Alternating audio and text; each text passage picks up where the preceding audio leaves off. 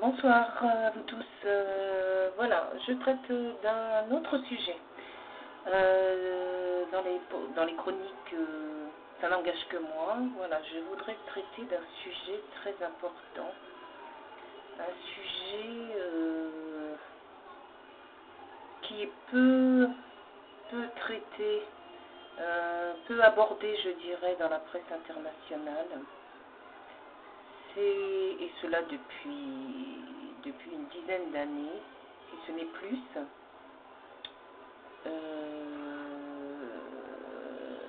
C'est le génocide silencieux qui se passe en République démocratique du Congo.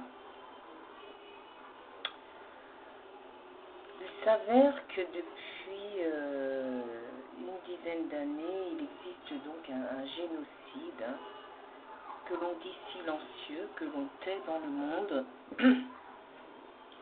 et dont on ne parle très rarement, ou voire quasiment pas dans la presse internationale, mais tout ça est voulu.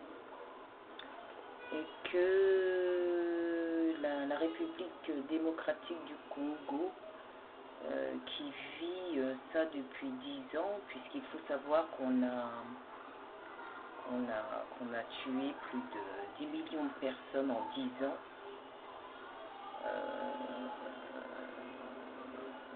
Voilà, tout ça à cause d'une prise de pouvoir, je dirais, illégale,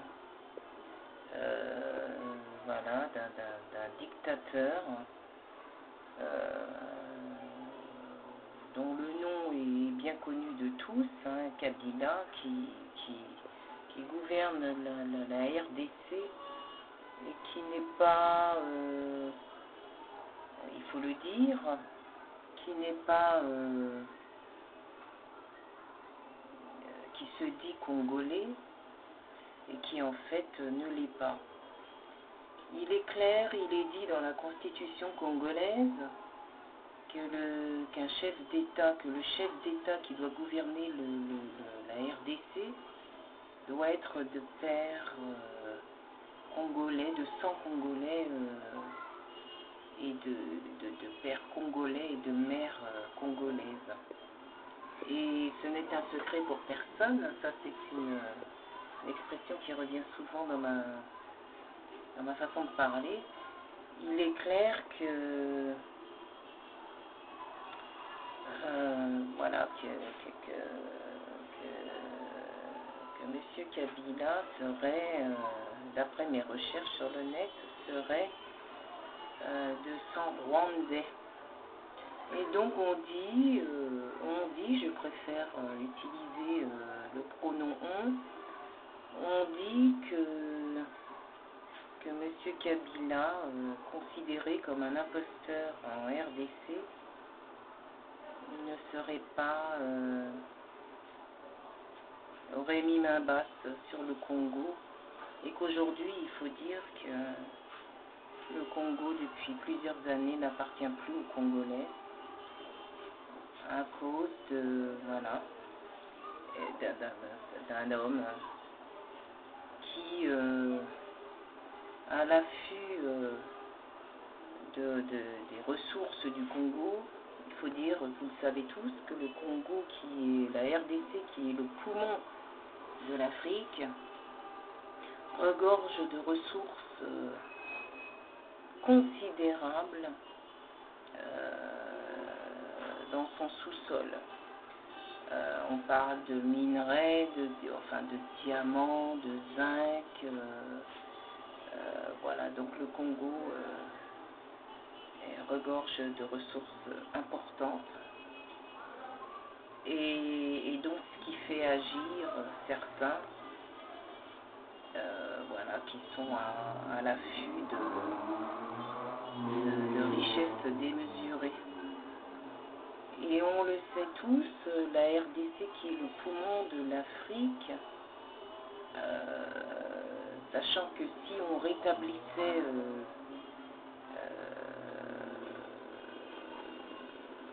dans l'ordre des choses, si on rétablissait la situation congolaise, la situation politique et également.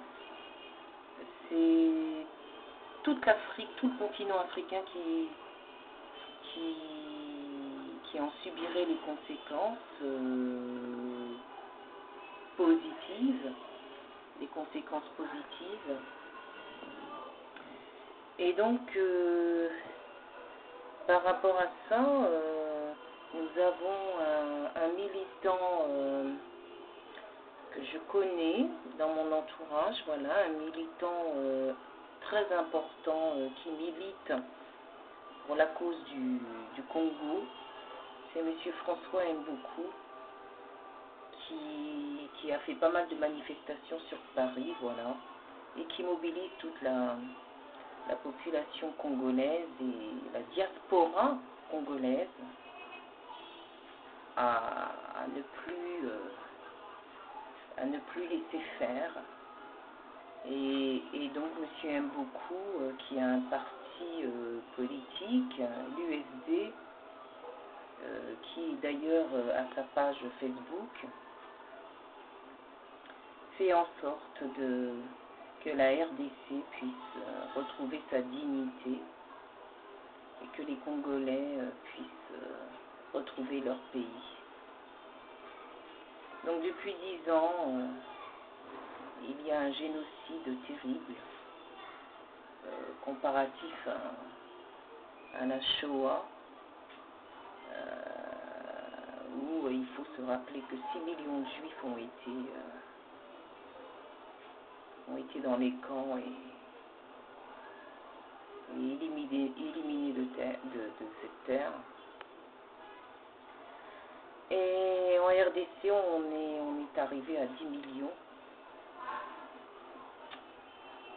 Et tout ça, on le tait dans la presse internationale. Et les multinationales bénéficient justement des procédés et de la politique de Kabila, trouvent leur compte, on va dire ça comme ça, les multinationales trouvent leur compte dans ce génocide que l'on tait dans le monde. Et je voulais justement en parler, moi, dans ma vidéo, dans mes chroniques, ça n'engage que moi. Et la cause, voilà, des Congolais me tenait à cœur parce que ce qui se passe dans le nord du Congo, au Kivu, les meurtres, les assassinats et tout ce qui se passe, voilà, est inadmissible. Et donc M. Mboukou, avec beaucoup de détermination et ayant une foi exceptionnelle envers Dieu, il est lui-même pasteur, milite vigoureusement contre cette injustice. Et je soutiens monsieur Mboukou dans son combat qui est remarquable et c'est tout à son honneur, voilà, que je lui dis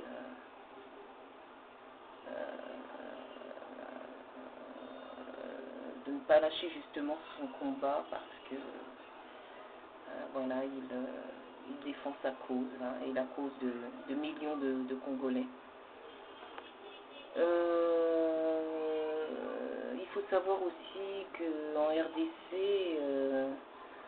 il y aura les prochaines élections. Là, on parle des élections ici en Côte d'Ivoire et au Burkina Faso. Pour la RDC, c'est 2016. Et qu'il y aurait éventuellement une dizaine, je crois, de candidats pressentis pour les prochaines élections en RDC. Je pense que M. Mboukou, François, est aussi, compte bien être sur les listes. je lui souhaite justement de mener à bien ses actions parce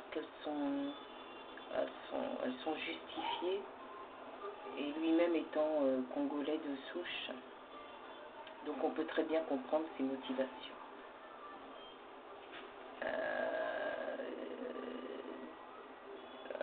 Ceci étant dit, je pense sincèrement que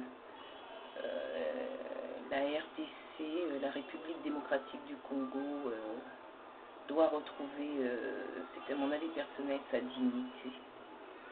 Et que quoi qu'il arrive, il est temps pour Kabila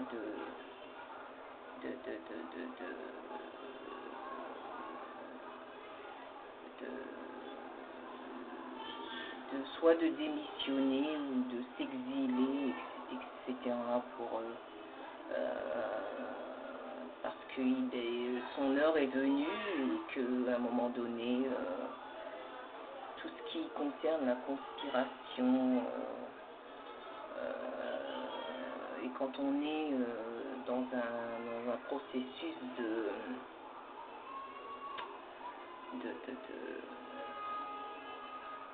comment dirais-je, je cherche un peu mes mots, d'imposture, dans un processus d'imposture, à un moment donné on est forcément démasqué un jour ou l'autre. Et je me souviens quand Kabila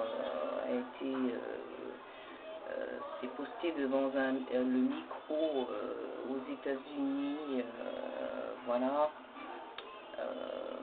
on a affaire à un homme qui a du mal à s'exprimer, qui apparemment, selon ce que j'en ai vu, par rapport à ce que j'ai vu, ne peut pas aligner un mot s'il n'a pas une fiche sous les yeux, et que le discours qu'il a fait aux États-Unis n'a-t-il pas été écrit par quelqu'un d'autre. Et donc je pense qu'il serait maintenant temps pour la RDC d'envisager vraiment d'avoir un autre avenir que celui qu'il a connu là pendant 10 ans, parce qu'il est clair que on a vu justement sur le net, je pense que tout le monde l'a vu sur la planète, cette photo planétaire qui a fait le tour du monde par ce photographe qui avait photographié justement une maman qui était qu'on a tuée, qui était qui gisait par terre, et puis un petit garçon là de 3-4 ans qui essayait de réveiller sa mère. Et cette photo, elle a fait le tour du monde. Voilà ce qui se passe en RDC. Et donc, et ça c'est encore, il y a des photos insoutenables, voilà, d'enfants qu'on a assassinés, tous ces viols de femmes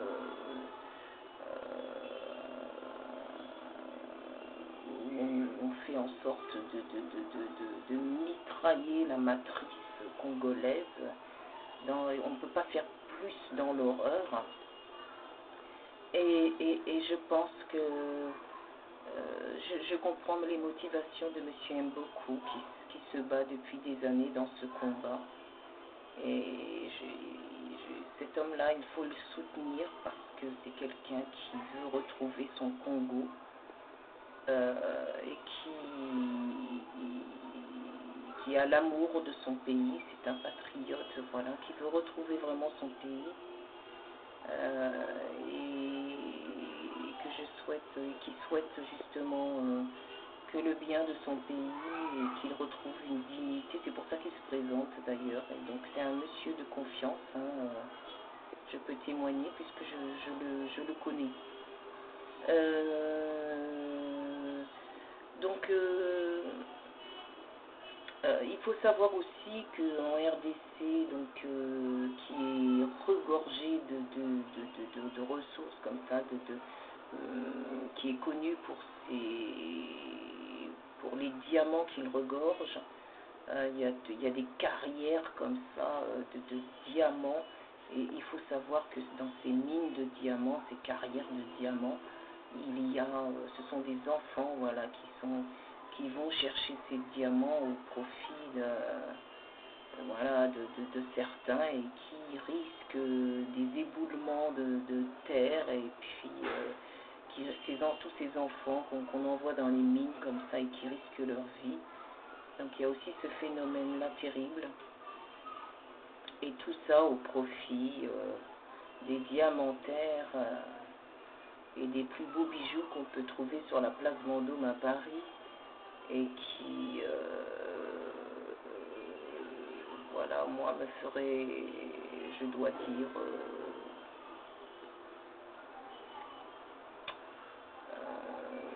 des diamants que j'aurais du mal à porter sur mon doigt si je savais qu'ils venaient si je savais qu'ils étaient issus de la RDC.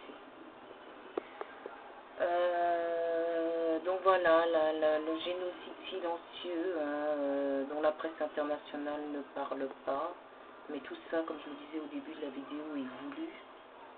Et